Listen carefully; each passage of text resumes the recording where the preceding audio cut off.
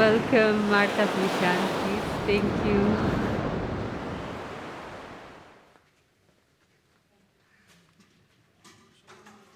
Work? See.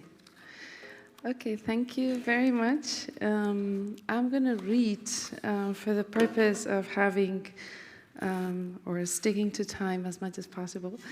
And I just wanted to thank you first for inviting me to this symposium, which I think is really interesting, and I've been learning a lot. And well, I'll proceed. I'm grateful for this invitation, especially to Tatiana Korokina and Elena Perez. In this presentation, I will provide a few insights into the narratives about labor abuse at sea and its challenges to blue economy from a global perspective. First, I will propose a few points on global fishing economy, management of oceans, and will afterwards discuss an experience, one single experience, of labor abuse using the Cambodian graphic memoir of modern slavery, The Dead Eye and the Deep Blue Sea, by Vannak Anan Prum, in order to see how narratives tell about global fishing economy as a problem and its links to individual abusive experiences at sea. So as authors like Lauren Benton explained, since the first discussions of the law of the sea in the 17th century, management of the ocean has been negotiated internationally, considered as a global commons, which probably is a concept that we could always also interrogate as much as we have interrogated others, like sustainability or even water. A space where rights to exploit were open to everybody by natural law.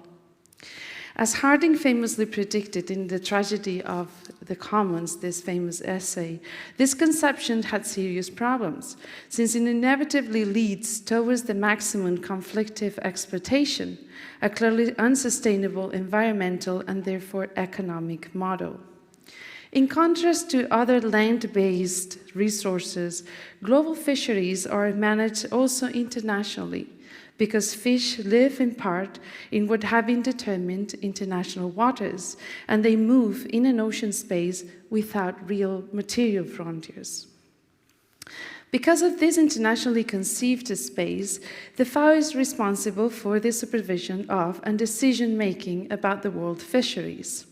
According to this, the Code of Conduct for Responsible Fisheries was adopted by the FAO members in 1995, seeking to examine fisheries, establish principles of fishing practices, and propose management and cooperation mechanisms that would ensure that fishing is as sustainable as possible from a global point of view. In 2020, the FAO published the State of World Fisheries and Aquaculture, a report that celebrated the 25 years of the Code of Conduct for Responsible Fisheries, framed within the Agenda 2030 and its 14 objective on protection of oceans. The report analyzed the state of world fisheries and aquaculture based on data collected up to 2017.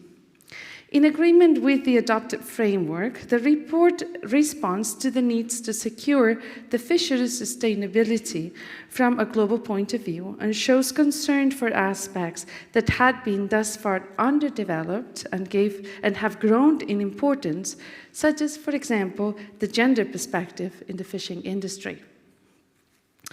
One main concern in the state of world fisheries and aquaculture in this report is illegal, unreported, and unregulated, known as IUU fishing. As the report observes, and I quote, one key area for restoring the sustainability of fishery resources during the last decade, as also emphasized by the SDGs, has been combating IUU fishing, end of the quote. Illegal fishing is especially difficult to track when happening in the high seas, as all of us know, when ships fish with false flags, or these convenient flags that Denise was talking about today, in foreign waters, or when mechanisms such as transshipment obscure the origin of the catch. Several strategies, such as coordinated control of catch at ports or petitions to mark fishing gear, have progressively been implemented. The report highlights transshipment as one challenging practice that needs to be further explored and understood as a way of fishing illegally, and studies are now delving on this practice. The report observes that, and I quote, transshipment has become an intensely debated issue as one of the potential loopholes in global fisheries management. Transshipment is widely used in a number of fisheries to reduce operating costs and maximize fishing opportunities. Transshipment operations, particularly those occurring at sea, are difficult to monitor and control. Therefore, transshipment can become an entry point for catches originating from IUU fishing activities into the market. The risk of transshipment contributing to IUU fishing is heightening in regions where fisheries governance is weak and the capacity to monitor and control is low. So transshipment is basically you have a ship that is providing and supplying everything to a main ship that stays in the high seas, and therefore you just got there, get the catch, and go to port. So this is a strategy, that is a mechanism, fishing mechanism, that is being very debated. This report devotes some space to observe social responsibility in fishing. IUU fishing does not only endanger environmental sustainability of what we have been acutely talking about today, but it also threats and sometimes directly violates labor rights. In this, illegal fishing and transshipment are, as we will see in a particular case, a key instrument for modern slavery. The problem with detecting and controlling labor abuse is, as the FAO reports indicates, that voices of workers, as Denise was saying this morning, in the fishing sector need to be heard, since they have been silenced, neglected, or have not been given a space to raise their voices with their testimony. Previous reports concerned with illegal fishing, like the NGO Oceana 2013 report, Stolen Seafood, the impact of pirate fishing in our oceans, already posed illegal fishing as a threat to biodiversity and human rights. Considering them side by side, taking an ecosystem approach that combines economic, social, environmental, and human rights point of view in its analysis of illegal fishing. A case in point of labor exploitation at sea that kept much attention in the first decade of the 21st century was the Thailand fishing industry. It's just one case. There are many others in other places, as we'll see, but this is the case I'm going to discuss today. As journalist Ian Urbina observes in a chapter dedicated to this case in his now popular book, The Outlaw Ocean, I don't know if you know it, but if you haven't read it, it's extremely interesting. Knowledge about what happens at sea in these mostly tight ships can only be grasped through the implicated people's narratives, since even images are difficult to take. In this sense, the graphic memoir, The Dead Eye and the Deep Blue Sea, A Tale of Foremodern Slavery by Vannak Anan Prum, is a privileged testimonial work since it gives us access in detail of the processes, conditions, and experience of the modern slavery that participates of the illegal catch that feeds world fishing markets.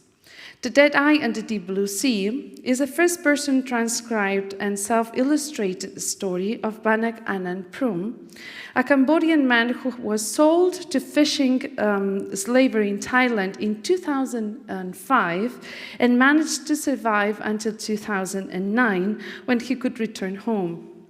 He narrates the system that holds the slavery economy, involving several sectors such as fishing and palm oil, industries in countries, as he mentions, Malaysia, Burma, Cambodia, and Thailand. The book tells the story in bright, flat illustrations that are conceived sort of as episodes or look like stamps, as you will see, of repetitive moments that characterize life at sea under slavery. As a first remarkable aspect of this memoir, the author narrates the fishing practice. Once he was sent far offshore, his daily job was fishing and sorting fish. The experience was not always easy, since fish like snakes, sharks, or manta rays were to be beaten to death, for example. The ships worked day and night and did never go back to shore, but stayed offshore, so that the ports would neither control illegal catch nor illegal work. Transshipment would make this possible. As he explains, once a month the tuk-tuk came to collect the fish. Off-landing would take a full day and night. And as soon as we finished, we were forced to set the nets and start all over again. So the work continued day in, day out, month after month. But the fishing job involves both workers who have paid to work and workers who are robbed of their belongings and told to be in debt for the transportation on board that led them to indentured work, actually. Upon arriving to the ship, Prum asked a fisherman when he would be going home, and he answered with a question, as you say, "Did you pay to get here?" Prum says no, and his peer says, "Well, stop asking questions, you have been sold." Episodes of brutal violence remind of other historical practices of slavery, as when Prum explains how the captain used a whip made of a manta ray, and the drawing shows a man with a whipped back that strongly recalls cotton-picking slaves in the US South in the 19th century, if you have seen images of that. Other practices, like throwing overboard men, that were common in the colonial Middle Passage that transported slaves from Africa to America, that is also very familiar to us if you've read the narratives, are also present in Prum's story. He acts as testimony of men who were thrown into the water because they were sick, injured, they were driven by sharks when defecating, tied to ropes into the sea, or just jumped themselves. Among the catches, it was common to find human bodies entangled in the fishing nets. Prum's story and images strongly remind of other brutal slave narratives, such as ranging from the 19th century Solomon Northup's 12 Years a Slave, maybe some of you have seen the film, to contemporary Fred Daguerre Feeding the Ghost, a novel I also recommend.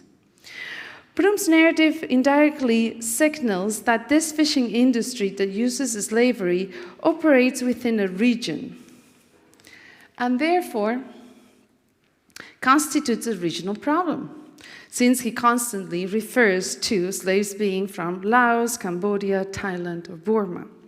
Because the fishing industry operates beyond national borders or national or territorial waters, the regional problem, however, still benefits from the legally anomalous space that is conflictively tied to international regulations. Prum tells that, and I quote, "Time passed and I survived. One day we were fishing illegally in Indonesian waters, flying an Indonesian flag. We saw a Navy ship on the horizon. It was heading our way fast. So we started frantically hauling the nets up out to the water. But the captain stopped us and instead cut all the lines, so they won't be prosecuted. He ordered us below and set the autopilot toward international waters.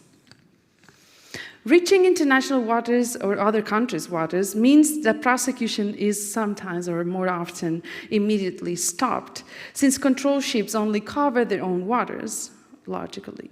Furthermore, international waters are considered global commons, so fishing exploitation of these waters is still under heated negotiations, and control is left to international institutions and cooperation. As you know, the UN Treaty of the High Seas is now under final revision, so these waters now are still an instrument to blur this illegal fishing and labor. The Dead Eye and the Deep Blue Sea does not delve into into global economic or environmental problems that are evidently strongly tied to global fishing markets and the possibility of getting cheap fish. The memoir never speculates about the global capital involved in the fish chain, nor about the problem of illegal fishing and its role in endangering ocean sustainability. Nevertheless, a couple of insights point to the environmental impact of this illegal fishing industry. In one illustration, Prum explains that the bycatch of the ship was deposited and dried in the lower decks of it and produced a heavily poisonous smoke that the workers constantly inhaled, providing a telling example of what Joan Martinez Allier and also Rob Nixon have called the environmentalism of the poor. But another powerful image displays the close link between catching fish and catching people. In this black and white image, the figure of Prum holds a fish. They both have been hooked, as you can see, tying their deadly figures together. Prum's story, along with others that came out to light related to the same Thai industry, became internationally famous when he was awarded the 2012 Trafficking in Persons Report Award by the US State Department, which was handed to him by Hillary Clinton. Then, in 2018, Prum's graphic memoir was published by the Australian Seven Stories Press, which belongs to the Australian branch of Random House, which is a major sort of global international publisher. Right? The book narrates a real story.